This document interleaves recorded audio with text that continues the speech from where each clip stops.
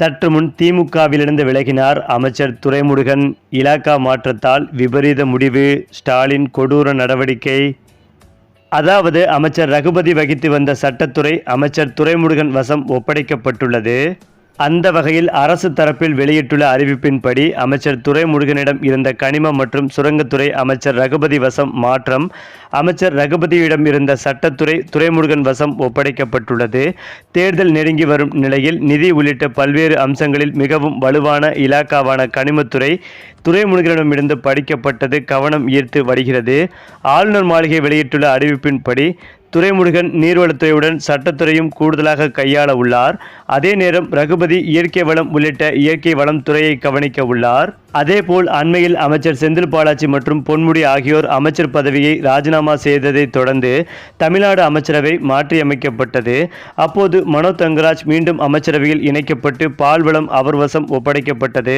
அதனைத் தொடர்ந்துதான் தற்போது மூத்த அமைச்சர்களான துரைமுருகன் மற்றும் ரகுபதி ஆகியோர்களின் இலாக்காக்கள் மாற்றப்பட்டுள்ளன. எதிர்வரும் சட்டமன்ற தேர்தலிலும் வென்று மீண்டும் திமுக ஆட்சி அமைக்க வேண்டும் என்பதில் முதலமைச்சர் ஸ்டாலின் மிகவும் தீவிரமாக உள்ளார். இதன் காரணமாக கட்சி ரீதியாகவும் அரசின் நிர்வாக ரீதியாகவும் பல்வேறு அதிரடி முடிவுகளை தொடர்ந்து எடுத்து வருகிறார் என்பதும் குறிப்பிடத்தக்கது. மேலும் கடந்த 2021ஆம் ஆண்டு திமுக ஆட்சி பொறுப்பேற்றது முதலே துரைமுருகன் நீர் மற்றும் கனிம வள இலாக்காக்களை தன்வசம் வைத்திருந்தார்.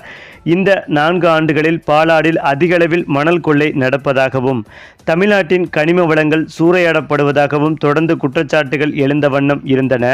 இந்த நிலையில்தான் அமைச்சர் துரைமுருகனின் இலாக்கா மாற்றப்பட்டுள்ளது. தேர்தலை எதிர்கொள்ளும் போது ஊழல் குற்றச்சாட்டுகள் திமுகவிற்கு பெரும் பிரச்சனையாக இருக்கும் என கூறப்படுகிறது. இதன் காரணமாகவே தொடர்ந்து சர்ச்சை மற்றும் ஊழல் குற்றச்சாட்டுகளில் சிக்கி வந்த அமைச்சர் பொன்முடி மற்றும் செந்தில் பாலாஜி ஆகியோர் அமைச்சரவையிலிருந்து வெளியேறி உள்ளனர். அதே பாணியில் குற்றச்சாட்டுகள் மட்டுமின்றி வயது மூப்பு காரணமாகவும் அவதிப்பட்டு வரும் துரைமுருகனை ஓரங்கட்டும் வகையிலேயே இந்த இலாக்கா மாற்றம் நிகழ்த்தப்பட்டு உள்ளதாக கூறப்படுகிறது. இந்த நிலையில்தான் துரைமுருகனின் இந்த இலாக்கா மாற்றம் தமிழக அரசியலில் மிகப்பெரிய பரபரப்பாக பேசப்பட்டு வருகிறது.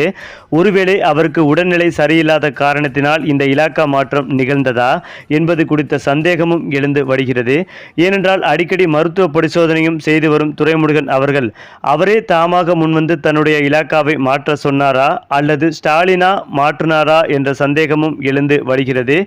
இல்லையென்றால் ரகுபதி மேல் உள்ள குற்றச்சாட்டு காரணமாக துரைமுருகனின் இலாக்கா மாற்றப்பட்டுள்ளதாகவும் ஒரு தகவல் சொல்லப்பட்டு வருகிறது. ஆனால் ஒரு தரப்பில் விசாரித்த போது துரைமுருகன் ஸ்டாலின் மீது கடந்த சில மாதங்களாகவே அதிருப்தியில் இருந்ததாகவும் இதன் வெளிப்பாடுதான் ஸ்டாலின் அவர் மீது நடவடிக்கை எடுத்ததாகவும் ஒரு தகவல் சொல்லப்படுகிறது.